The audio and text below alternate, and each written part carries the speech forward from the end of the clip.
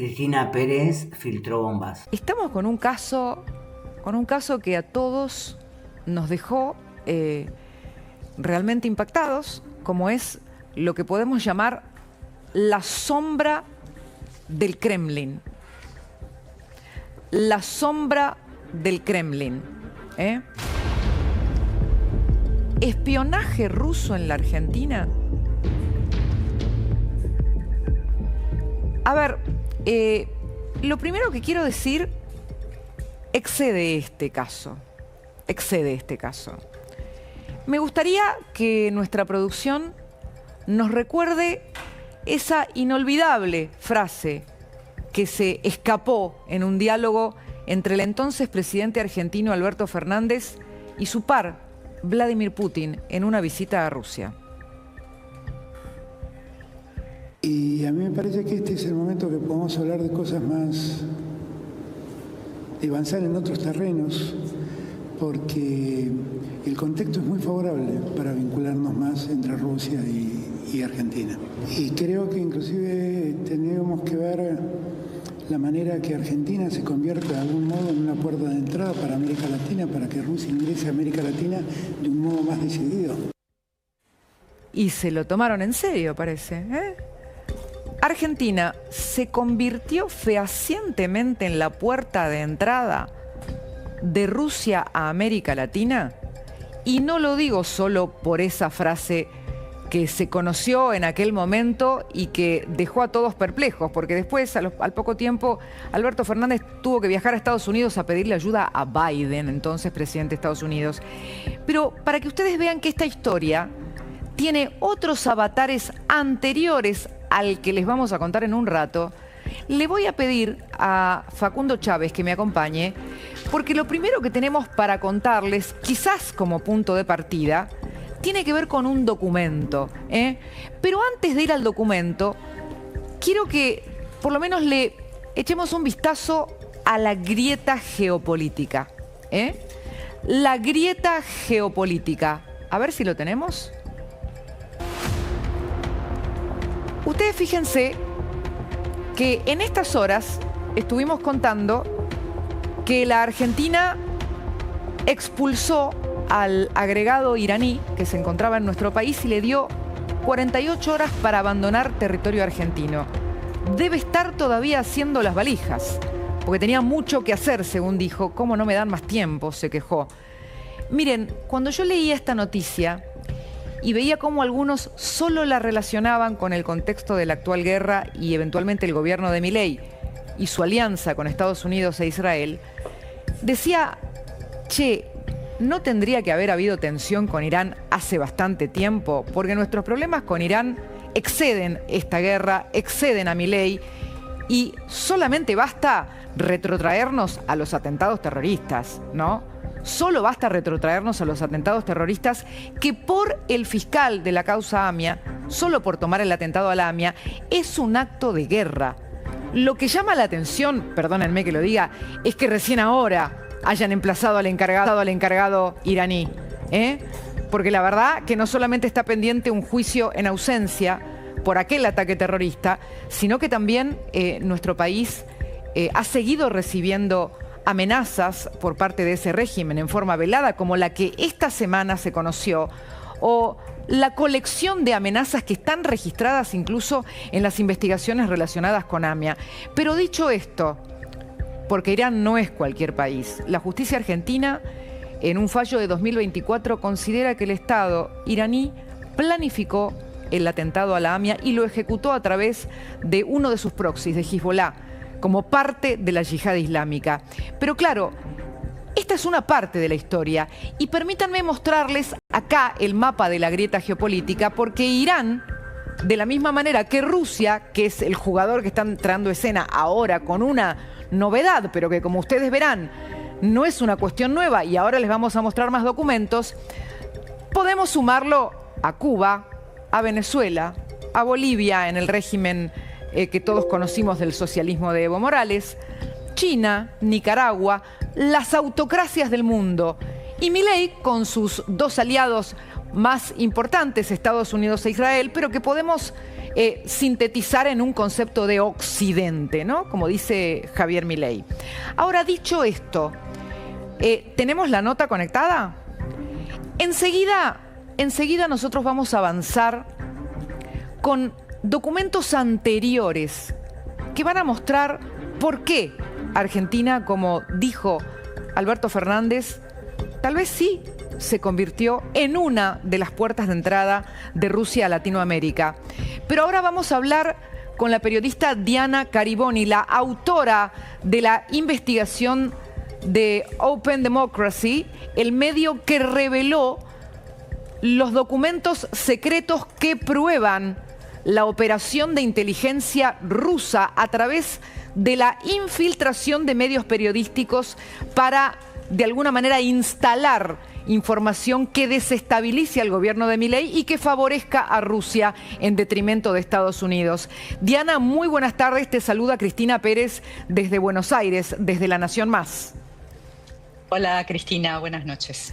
Bueno, ante todo preguntarte, de acuerdo a tu investigación y con este material que revelaste, si crees en efecto que Argentina es la puerta de entrada de una operación de inteligencia rusa de proporciones. A ver, no sé si puedo contestar esa pregunta, pero en primer lugar porque creo que todas las potencias tienen presencia no solo en Argentina, sino en otros países del mundo, de diversas formas, con diversos organismos secretos y actúan con campañas también diversas. No sería la primera vez que en Argentina suceda esto y en otros países, y seguramente mientras estamos hablando hay una cantidad de presencia de espionaje extranjero de diverso origen, no solamente en Argentina, sino en toda la región. En concreto, de lo que yo sí te puedo comentar es acerca de una filtración de documentos que datan del año 2024, o sea, cuando Javier Milei ya estaba en la presidencia, estaba en los primeros meses de su presidencia, de manera que ya había terminado el gobierno de Alberto Fernández, y se refieren a una organización que no es exactamente un organismo de inteligencia del Estado ruso, sino que es una especie de empresa o una especie de compañía paramilitar, pero que también tiene una rama de propaganda e influencia política. Esta rama de propaganda e influencia política, a partir de la muerte del líder del grupo Wagner, pasó a, no desapareció, sino que redobló sus actividades, y estos documentos cuentan un poco la historia de las cosas que hicieron en el año 2024, porque los documentos van desde febrero hasta octubre, hay alguno de noviembre de 2024, en la mayor parte de ellos en países de África, pero también en Bolivia y en Argentina. Durante ese año... Sí, justamente, Carolina, nosotros rastreamos un dato que vos aportás, y es que el gobierno argentino había denunciado la existencia de esta operación, pero no se conocía la documentación que vos terminás revelando. Como vos bien decís, la influencia de los servicios de inteligencia extranjeros está por todo el mundo, pero es raro encontrar el material documental que compruebe de qué forma sistemática buscaban infiltrar las publicaciones de medios que la gente puede leer, desprovista del conocimiento de que está operada por un servicio de inteligencia. Te pido que le cuentes a la gente qué documentos encontraste y cuáles son tus conclusiones. Bueno, en primer lugar, no son operaciones de espionaje tradicional. No estamos hablando de los espías que, buscan secretos y tratan de conseguir determinadas informaciones o de lograr determinadas cosas. Estamos hablando de operadores que ellos mismos se llaman politólogos a sí mismos, que operan en la esfera de la influencia política y de la información pública. Lo que sería propaganda en este caso. Propaganda y desinformación. Y muchas veces la propaganda y la desinformación ni siquiera necesita inventar cosas, sino simplemente subirse a una ola que ya existe y azuzar determinados temas, determinadas conversaciones públicas, intentar llevar agua para cierto molino. En este caso, la llegada del gobierno de Milei a la Argentina significó un cambio del alineamiento argentino con relación no solamente a Rusia y a Estados Unidos, sino también con relación a la guerra en Ucrania, ante la cual Argentina había mantenido una actitud, más o menos neutral. este alineamiento de Milei con Estados Unidos y a favor de Ucrania fue una cosa que alertó, digamos, a estas organizaciones, y por eso, entre otras razones, decidieron, por lo menos eso es lo que cuentan en sus documentos internos, iniciar estas operaciones. Nosotros no dijimos ni podemos decir que pagaron a periodistas para que escribieran noticias falsas. Lo que nosotros encontramos fue un presupuesto muy abultado de más de $280.000 para colocar contenidos en medios digitales, en una cantidad de medios digitales con orientaciones editoriales muy diferentes, con alcances de audiencia también muy diferentes y con recursos económicos muy diferentes. Esos contenidos están detallados en planillas con URLs que nosotros revisamos y guardamos. Muchos de ellos están guardados en el Internet Archive, de modo que pudimos recuperarlo, aunque se hayan eliminado eventualmente algunos de ellos. Y como te decía, muchos de esos contenidos eran cosas que vos podías ver habitualmente en los medios argentinos. Muchos eran noticias, cosas que estaban pasando. Otros eran artículos de opinión, contrarios al gobierno de Milei. Había mucha información sobre las relaciones de Argentina y las tensiones diplomáticas con los países vecinos. Y ahí sí encontramos unas cuantas fabricaciones tratando de azuzar las tensiones que ya naturalmente había entre el gobierno de Boric en Chile y el gobierno de Milei en Argentina. Aquí aparece ahí sí encontramos noticias falsas propiamente dichas. Acá hay un factor importante que vos estás agregando, porque si bien en los documentos que ustedes encontraron aparece este presupuesto de $280.000, ustedes chequean con los 20 medios y no encuentran la admisión de haber cobrado por notas, pero sí que por parte de Rusia había un presupuesto dedicado a eso.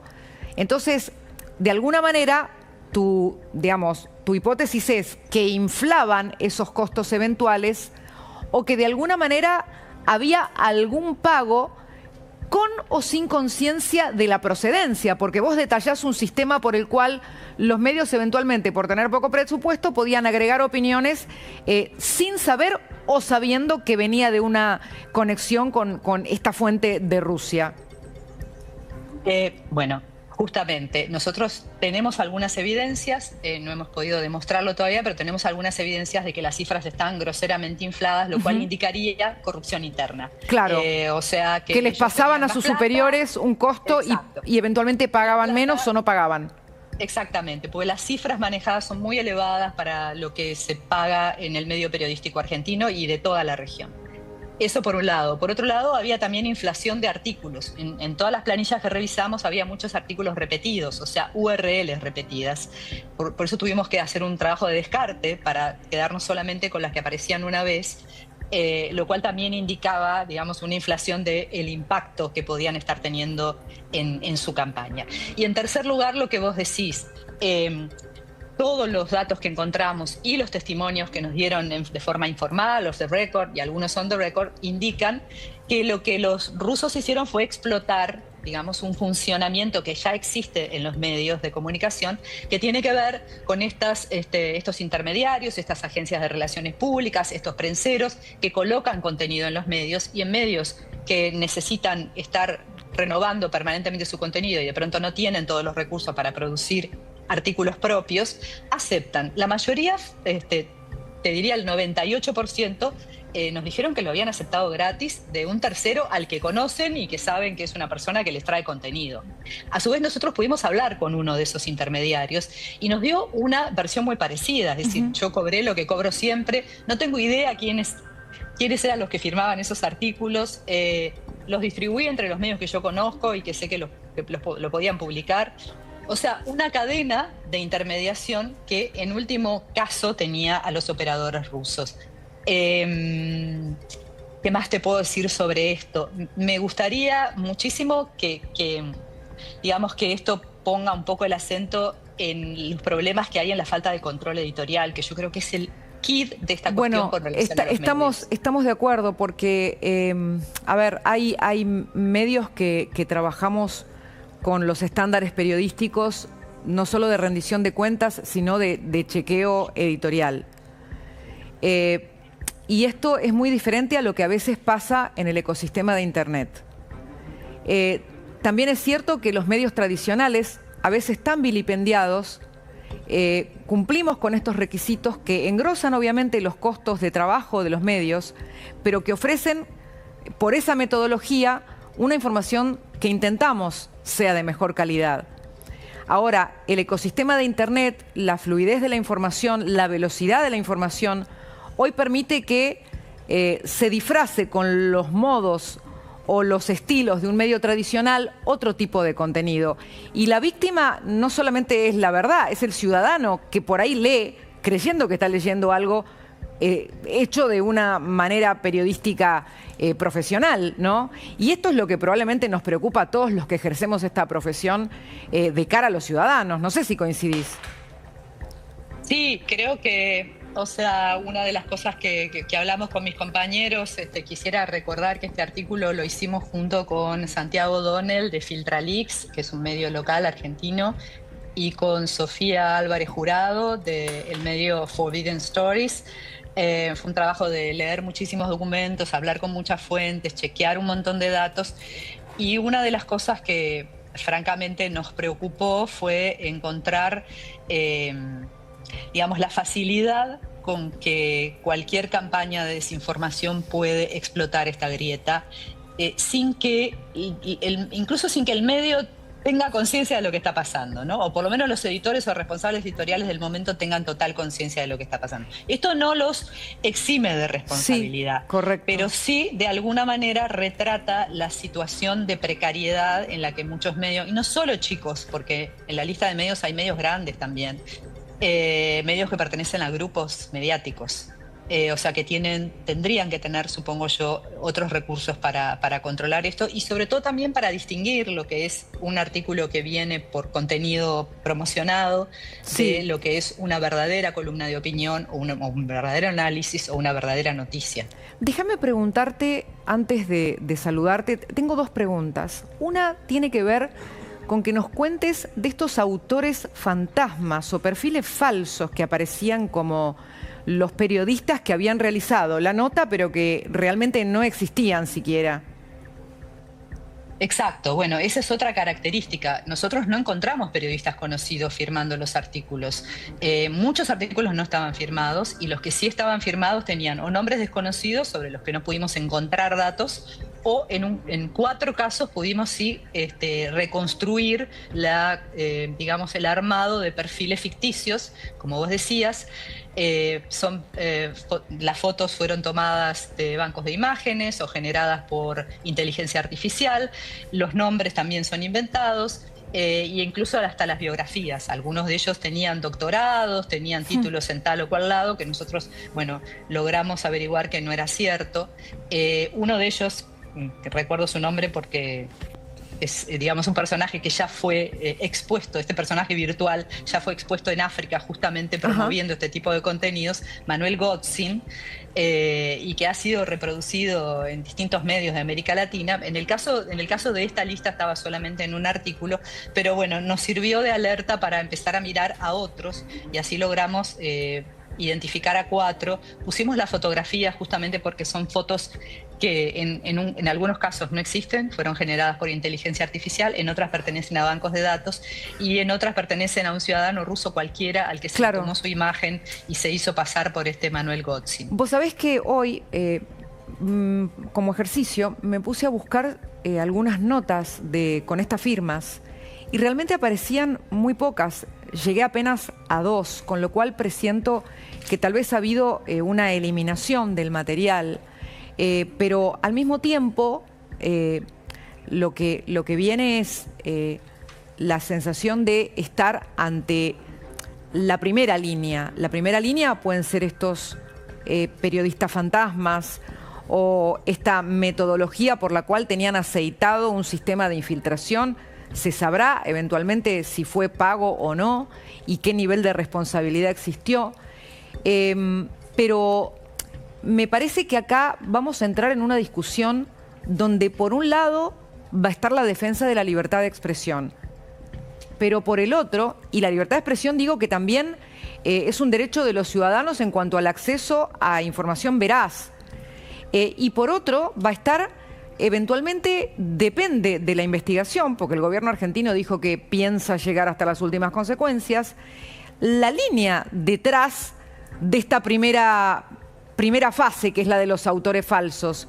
Los contactos que se abrían camino en una especie de agencia de noticias disfrazada hasta, de alguna manera, aceitar el ingreso de información a distintos sitios. ¿Vos estimás tipicidades legales en esas responsabilidades? Porque hoy aquí algunos hablaban incluso de traición a la patria, de falsedad ideológica. ¿Ustedes analizaron este tema? Bueno, a mí no me corresponde entrar en eso. Lo que sí te puedo decir es que no tengo ninguna evidencia de que haya habido ni medios, ni editores, ni periodistas que supieran que estaban publicando contenido promocionado por un gobierno extranjero. Y esto es clave. Esto quisiera que quedara muy claro. Y esto es clave. Esto es clave. Esto es muy importante. Esto es clave. La otra cosa que también quisiera decir es que hay que mirar cuáles eran los verdaderos objetivos de estas campañas de desinformación. Lo digo en pasado porque nosotros sabemos que esto fue durante el año 2024 y que por lo menos ya para el 2025 no estaban, digamos, por lo menos el responsable que nosotros conocemos, que están los documentos de la campaña en Bolivia y en Argentina, ya no estaba en esta región. Y cuando hablo de los objetivos últimos es que no hay que mirar esto solamente por lo que está declarado, incluso por lo que está declarado en los documentos internos. Hay que considerar que una consecuencia inmediata de estas campañas es el crear desconfianza, el crear descrédito, en este caso en los medios de comunicación y en los periodistas, que son instituciones muy importantes de la democracia.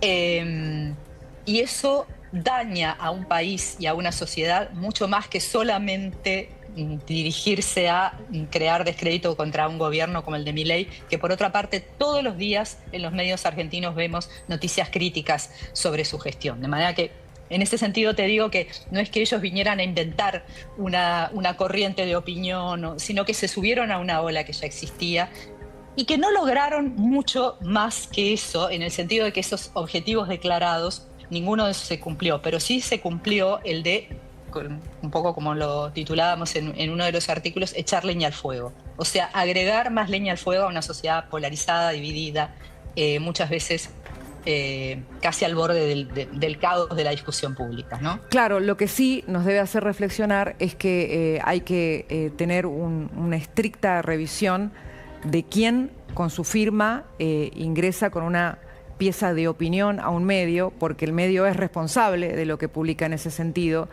Y cuando te encontrás con un autor fantasma, por lo menos debería aprenderse para protocolizar esto, porque lo que puede haber detrás no es un servicio ni un beneficio a la sociedad a la que tenemos que servir como periodistas, sino un beneficio y un servicio eventualmente a un gobierno extranjero que puede querer incidir en los asuntos locales. Y ahí ya entramos en otro asunto, y esto me parece que también lo tenemos que reconocer, ¿no? Porque yo hoy le preguntaba a una persona de uno de estos medios, pero a nivel interés para saber cómo lo manejaban, cómo seleccionaban el material de eventualmente editorialistas externos, ¿no? Porque acá hay una cuestión importante, digamos, mucho se tiene que haber descuidado para que un autor fantasma entre con una pieza de opinión, que por lo demás son las piezas que más prestigian a un diario y que más prestigian a cualquier medio, con lo cual presta más atención de a quién le va a dar esa tribuna de opinión. No sé si coincidís en esto. Sí, quisiera solamente señalar que en esos 250 artículos sí había artículos de opinión, pero después había una especie de mezcolanza de artículos que mezclaban datos informativos, posturas editoriales, que sería bastante difícil definir el tipo. Claro. Yo creo que esto no es un problema solamente de los medios en Argentina, es un problema generalizado. Sí. La falta de identificación del contenido promocionado es un problema que también se da en muchos otros países, es un problema global, te diría, y yo creo que los rusos lo único que hicieron, digamos, medianamente bien, si se quiere, fue explotar esa grieta, esa falla, digamos, en cómo funciona el sistema para poder colar esos contenidos. Carolina, la verdad... Diana. Diana. Diana. No sé por qué. Diana, gracias por estar con nosotros y felicitaciones por esta investigación que ha tenido un alto impacto. Muchas gracias.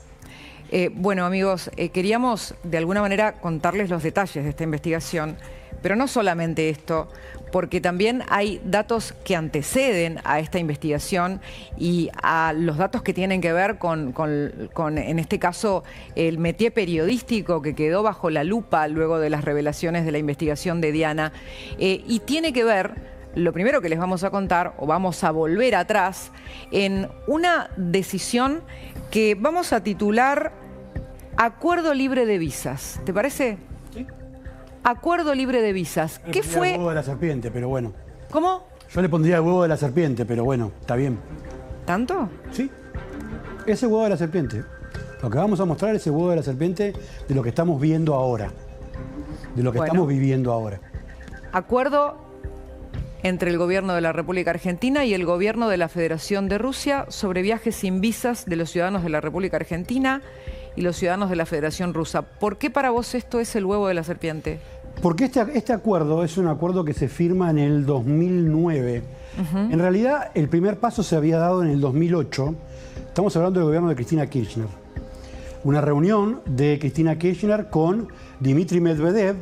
Ahí estamos viendo Cristina Kirchner con Putin en otro encuentro, en otra reunión. El gobierno de Cristina Kirchner, de Néstor Kirchner y de Alberto Fernández, escuchá este dato, firmó 64 acuerdos con Rusia. 64 acuerdos con Rusia, el gobierno kirchnerista.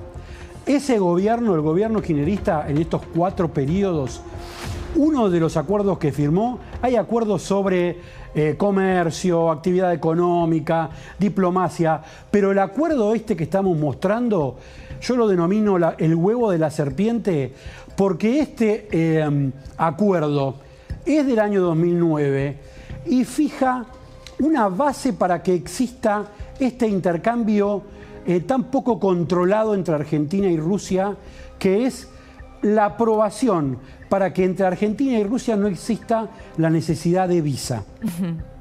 Este acuerdo es del año 2009 y al día de hoy sigue vigente.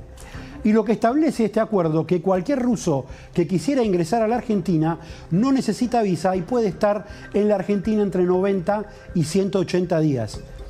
Eso que se firmó en el año 2009, al día de hoy sigue vigente. En medio de toda esta denuncia y de los episodios que después si querés vamos a hablar, y de esta escena que es una escena literalmente de Netflix, literalmente de una película, la escena de 2 espías que bajan y son saludados por Vladimir Putin, estas 2 personas que bajaron del avión y que tienen 2 niños, vivieron en la Argentina durante más de 10 años, tuvieron hijos y eran espías.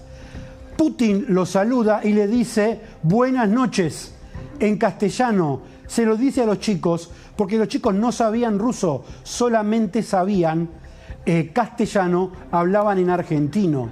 Es decir, el documento que les estamos mostrando es el documento... Impacta la cara de la nena, perdón. Es que la nena no entiende absolutamente dónde nada. Está. No sabe quién es en ese momento. No sabe quién es. Estamos hablando de una operación viniendo mucho más acá, el año 2024, y el año 2024 es un año clave, y te voy a contar por qué es un año clave. Vuelvo al tema del documento. Ese documento que estamos mostrando es el documento que permitió y que al día de hoy permite que los rusos puedan ingresar a la Argentina sin demasiado control, porque no necesitan una visa ni nada especial. Ahora, estamos hablando de que el gobierno está planteando que existe un problema de injerencia, porque esta palabra es fundamental. Hoy hablaba con una persona que sabe mucho de esto, de cuestiones de inteligencia y de campaña sucia y de guerra híbrida, y me decía, no es influencia. La palabra es injerencia, porque influencia influye en todos. lo influyen los políticos, los periodistas, los empresarios, todos influyen. Acá el problema es la injerencia. Pero te voy a agregar algo más. Sí. Esta cuestión que hoy estamos contando, porque los colegas de Open Democracy lo revelaron con un consorcio de periodistas como Santiago O'Donnell, a quien mencionó nuestra colega Diana recién, expusieron los documentos a los que accedieron. Pero esto no significa que el tema no fuera conocido. Exactamente. Argentina, el gobierno de Milei, lo había denunciado el año pasado. El año pasado. Y les vamos a mostrar ahora el momento en que el vocero entonces, Manuel Adorni, anuncia este hallazgo de los servicios de inteligencia argentino. Comunicarles que la CIDE, la Secretaría de Inteligencia del Estado, encargada de proteger al Estado argentino y su población, detectó a un grupo de residentes rusos en Argentina que estarían realizando tareas sospechosas en favor de intereses geopolíticos de Rusia, en estrecha colaboración con ciudadanos argentinos. La compañía tiene por objetivo conformar un grupo de personas leales a los intereses de Rusia para desarrollar campañas de desinformación e influencia contra el Estado argentino.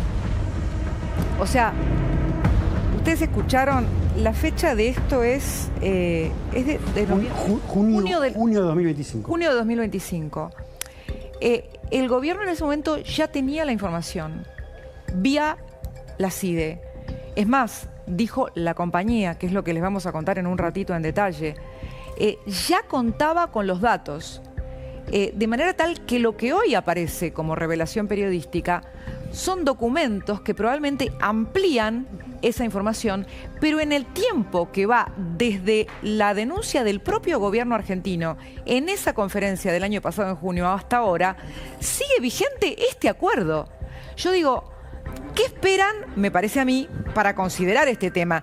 Pero aparte, hasta ahora, yo le pregunté a una fuente que no me contestó, ¿van a tomar alguna medida? Porque desde la denuncia de junio de 2025 hasta ahora, no hay un cambio en este tema, por ejemplo. No hay ningún cambio.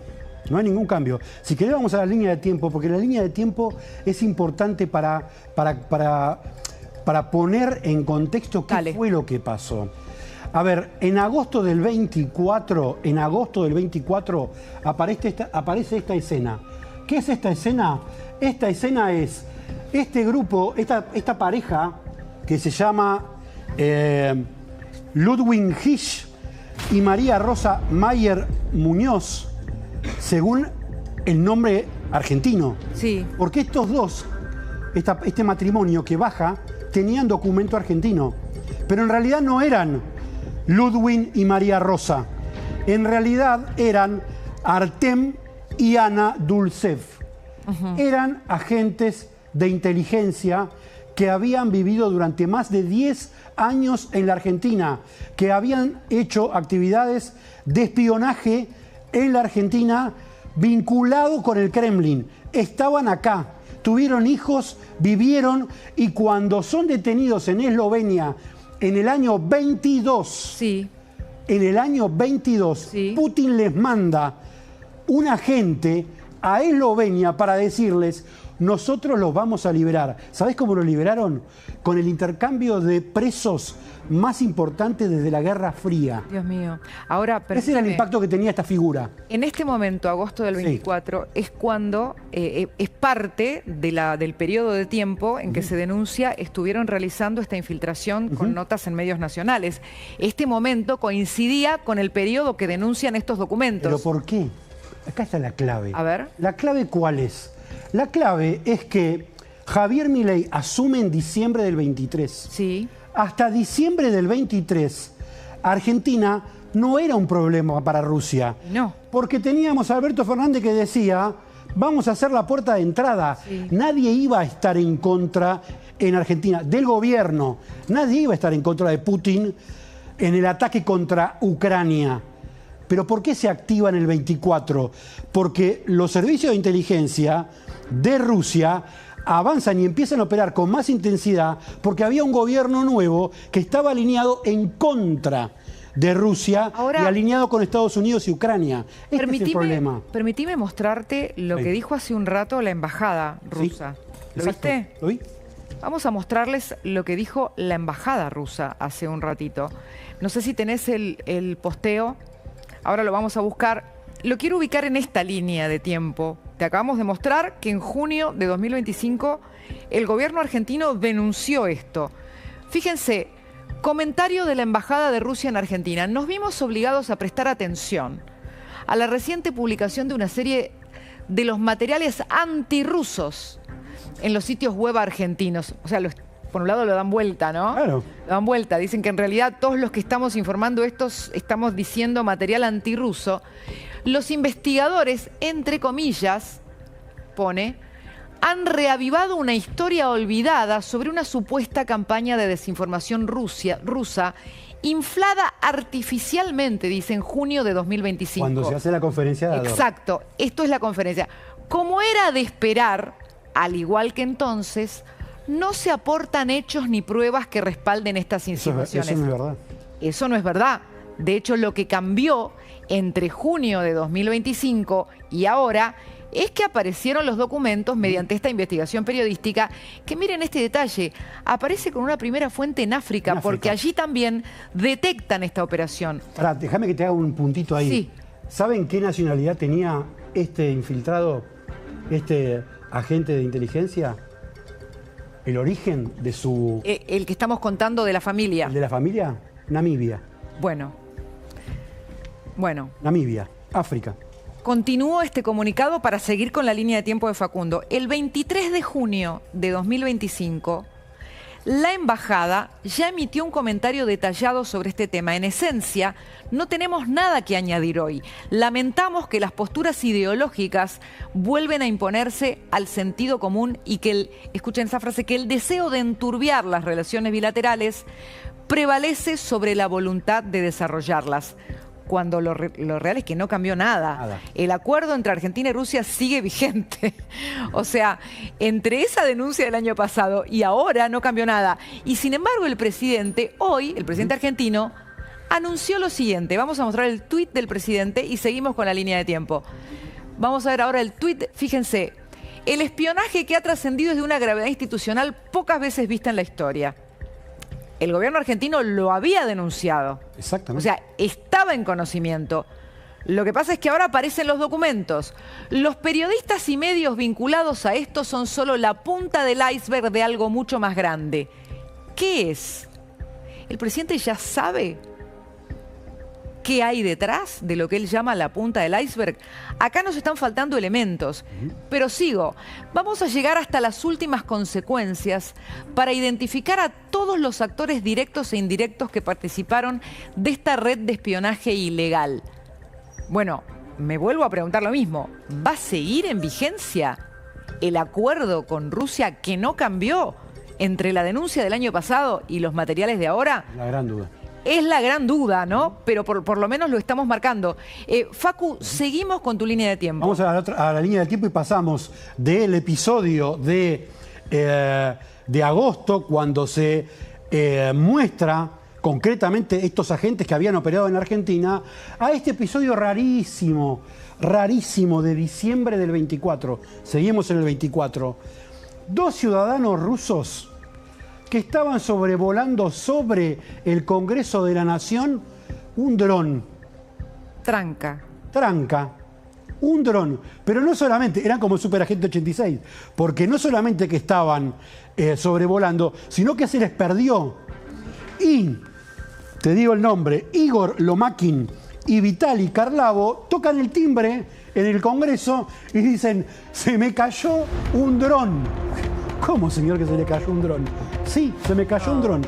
Ahí está el dron que usaban estas 2 personas rusas, repetimos, arriba del Congreso de la Nación. ¿Vos te imaginás en el Capitolio que entren 2 muchachos rusos a decir, señor, se me cayó un dron? Se me cayó un dron. ¿Vos te lo imaginás? ¿Vos, Agustín, te imaginás esto? Van presos a los 10 segundos, no salen más. No pasó nada. Puede. Y Agustín enseguida tiene también para contarnos de este tema. Hay una causa abierta por esto y no se sabe nada sobre la situación. ¿Y dónde están los rusos? ¿Y dónde están los rusos? Okay. Estamos hablando de ya el segundo episodio. Sí. Concreto. Hubo otro más raro que fue en diciembre del mismo año, donde aparecen, ahora vamos a donde aparecen dos personas que le quisieron hacer un examen de alcoholemia, rusos, y se niegan a hacerse el examen. Y termina interviniendo la embajada y los terminan metiendo dentro de la embajada porque dicen que era personal diplomático. Otra cosa, otro incidente, ahí estamos viendo el personal de la embajada que se negó a hacerse el chequeo. ¿Se lo hacen o no finalmente? No, se lo hicieron.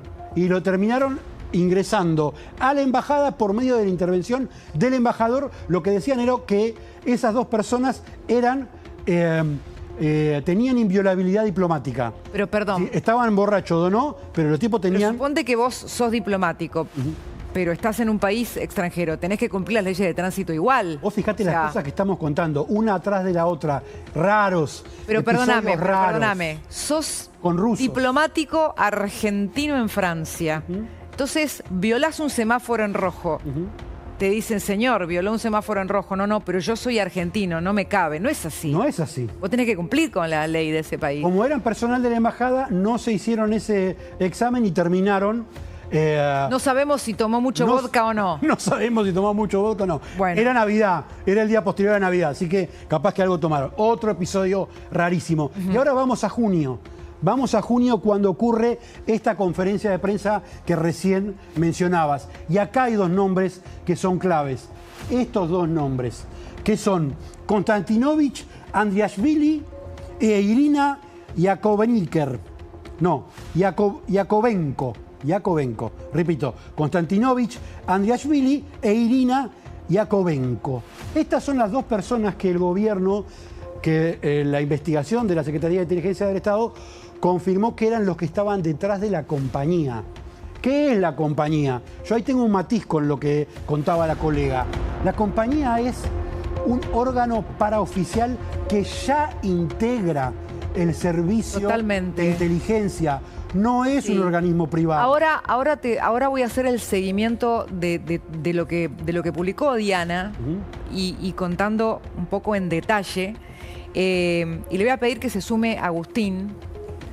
¿Tu línea de tiempo tiene una fase más o estamos bien? Estamos bien. Pero no te vayas. Déjame que te cierre con este dato.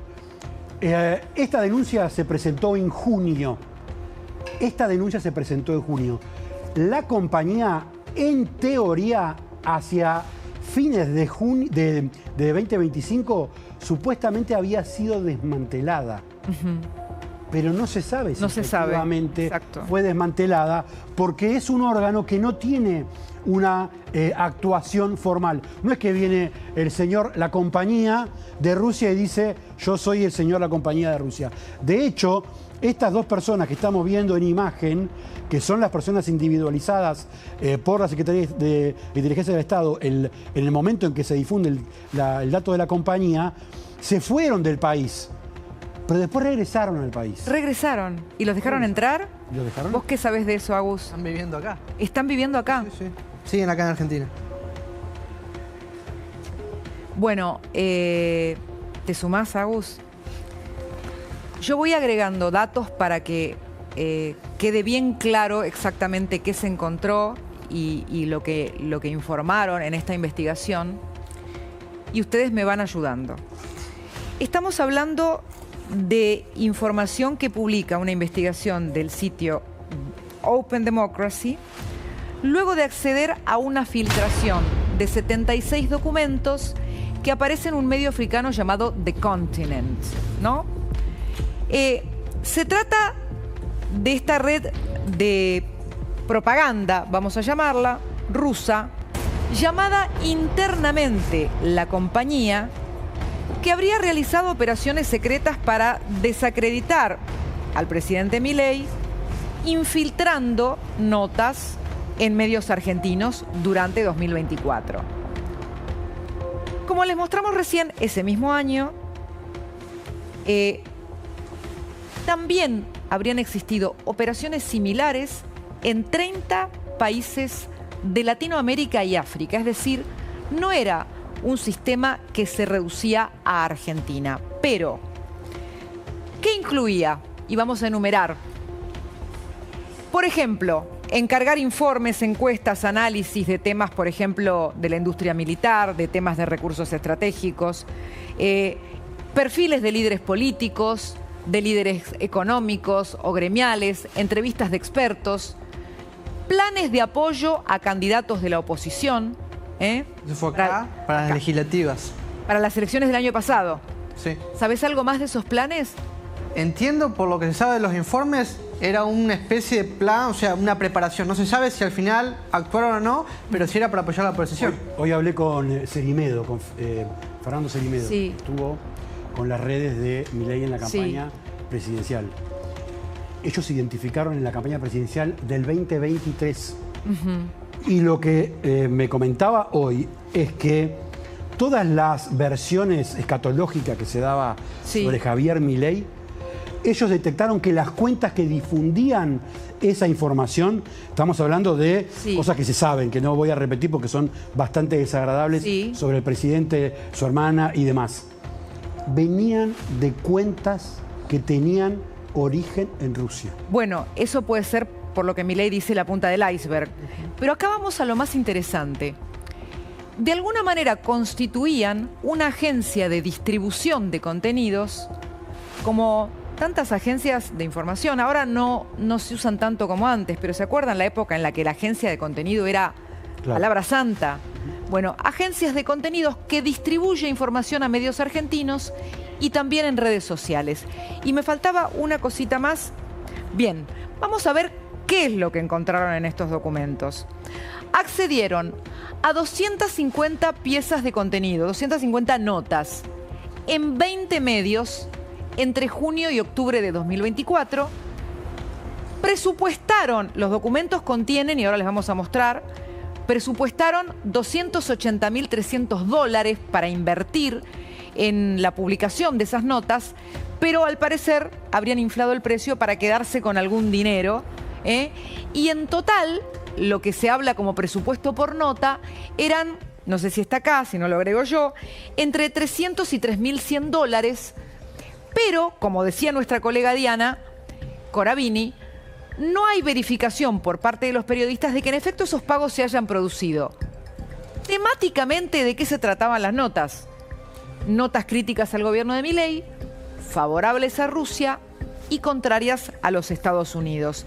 Pero vamos a agregar ahora, y me vas a contar Agustín o Facu, el documento, vamos a mostrar el documento, lo que cuenta Diana es que en su informe es que hay medios que aceptaron haber recibido algún pago, pero no lo hicieron en condiciones, digamos, con sus nombres, sino anónimamente, y que los montos habrían sido menores a los que figuraba en este documento. Y después hay medios que dijeron que no tenían absolutamente ni idea de que esto pudiera haber tenido el origen que estamos hablando. Los documentos ofrecen, y ahora vamos a los vínculos, los documentos, como decía Facundo, ofrecen vínculos de la compañía, que es esta especie de red de propaganda, vínculos con el Servicio de Inteligencia Exterior de Rusia, el CBR, y con el llamado Grupo Wagner, que era un grupo relacionado con Putin hasta que se pelean, y recordemos que termina muriendo extrañamente cuando explota el avión que lo transportaba, el líder. Prigozhin. Exacto, Prigozhin.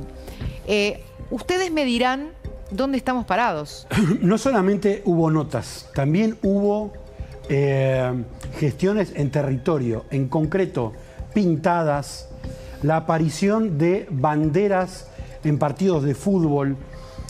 La campaña que estaba orquestando el Kremlin mediante esta plataforma posible que se identifica como la compañía, Es una campaña que lo que me decían hoy es que es una campaña típica que no solamente ocurrió en la Argentina, que sobre todo también ocurrió en Estados Unidos, en Inglaterra, digamos, en muchos países de América Latina. Esto ocurrió porque el objetivo de el Kremlin con estas campañas de desinformación no es solamente perjudicar a un dirigente que pueda ser adversario político del Kremlin de Rusia, sino también generar desestabilización en los países y caos en los países donde Rusia tiene intereses. Yo te repito el dato: 64 acuerdos de la Argentina con Rusia en los 4 gobiernos kirchneristas. 64. Te voy a dejar picando una pregunta. Yo hoy estaba en la radio, me dediqué al tema Irán, porque los sorprendidos por la tensión con el agregado de la embajada iraní se olvidan de varios capítulos de esta historia. No es esta guerra, el acto de guerra fueron los atentados a Argentina, esos fueron los actos de guerra. Si bancás a Javier Milei, suscríbete y deja tu like.